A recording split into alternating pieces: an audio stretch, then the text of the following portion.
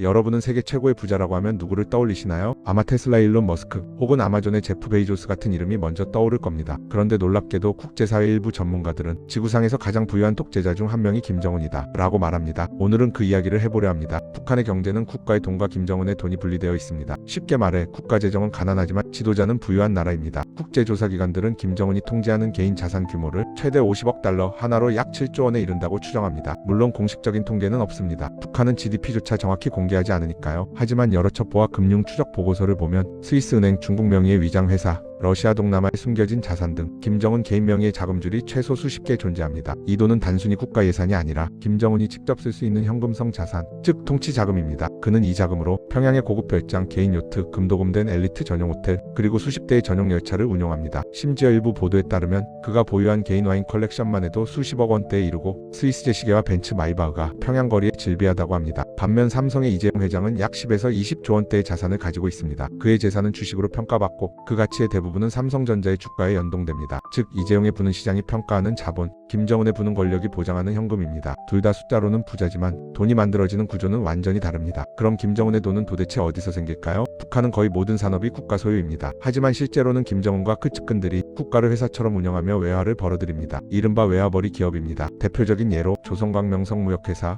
만수대 무역회사가 있습니다. 이들은 겉으로는 무역회사지만 실상은 김정은 개인 금고로 돈이 흘러가는 통로입니다. 이 회사들이 하는 일은 다양합니다. 가장 큰 수입원 석탄과 광물 수출로 국제 제재로 수출이 금지되어 있음에도 중국이나 러시아와의 비공식 거래로 막대한 달러를 벌어들이죠. 두 번째는 무기 수출. 북한은 중동과 아프리카의 여러 분쟁 지역에 미사일, 탄약, 그리고 각종 무기를 판매합니다. 이익의 대부분은 당이 아니라 김정은의 비자금 계좌로 들어갑니다. 세 번째는 해외 노동자 송출. 러시아나 중국에서 일하는 북한 노동자들이 번 돈의 상당 부분은 본인에게 돌아가지 않고 김정은의 통치 자금으로 전용됩니다. 최근에는 디지털 외화벌이도 눈에 띕니다. 즉 해킹과 암호화폐 절도. 2017년 이후 북한 해커들이 훔친 가상화폐 규모는 약 3조 원이 넘는 것으로 추산됩니다. 특히 2022년 한 해 동안에만 9억 달러 이상의 암호화폐를 빼돌린 것으로 알려졌습니다. 이 돈은 어디로 갈까요? 놀랍게도 대부분이 미사일 개발, 군사 장비, 사치품 수입 등 정권 유지에 필요한 특수 비용으로 재투자됩니다. 결국 북한은 국가 차원의 무역이 아니라 권력 중심의 기업 운영을 하고 있는 셈입니다. 말하자면 김정은이 CEO인 북한 주식회사죠. 이재용은 돈을 투자해 회사를 키웁니다. 하지만 김정은은 돈을 써서 충성심을 유지합니다. 그의 재산은 소비를 위한 것이 아니라 권력을 유지하기 위한 연료입니다. 그가 외화를 쓰는 방식은 세 가지로 나눌 수 있습니다. 첫째, 충성자금. 북한은 철저한 위계 사회입니다. 김정은은 핵심 간부나 군 지휘관들에게 고급 승용차, 아파트, 외국산 술, 의료 혜택 등을 나눠주며 그들의 충성심을 삽니다. 그들이 받는 그 돈과 물건은 단순한 보상이 아니라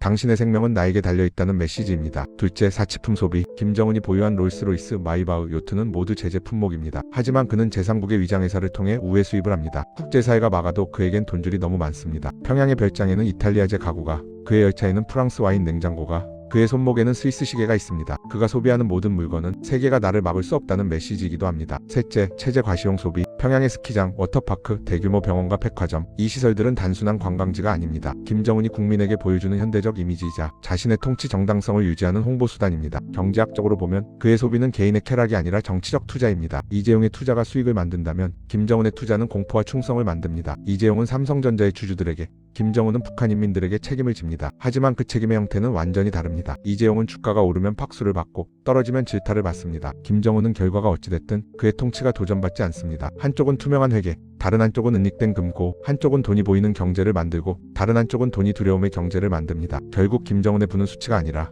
그가 지배하는 사람의 수로 측정됩니다. 돈이 아니라 권력의 총량이죠. 자, 이제 묻겠습니다. 이재용과 김정은 중 누가 더 부자일까요? 단순한 자산 규모만 보면 이재용이 더 많을지도 모릅니다. 하지만 현금 동원력, 즉 오늘 바로 쓸 수 있는 돈으로만 보면 김정은이 압도적일 겁니다. 하지만 이 비교는 의미가 없습니다. 왜냐하면 이재용의 부는 시장이 만든 것이고 김정은의 부는 공포가 만든 것이기 때문입니다. 이재용은 돈으로 회사를 키우지만 김정은은 돈으로 나라를 묶어둡니다. 이재용은 투자자의 신뢰로 부를 늘리고 김정은은 국민의 침묵으로 부를 지킵니다. 그래서 이 이야기의 결론은 이렇게 맺어야겠죠. 부자보다 더 무서운 건 돈의 흐름이 멈추지 않게 만드는 권력이다. 이것이 바로 김정은의 경제학, 그리고 우리가 몰랐던 부의 또 다른 얼굴입니다.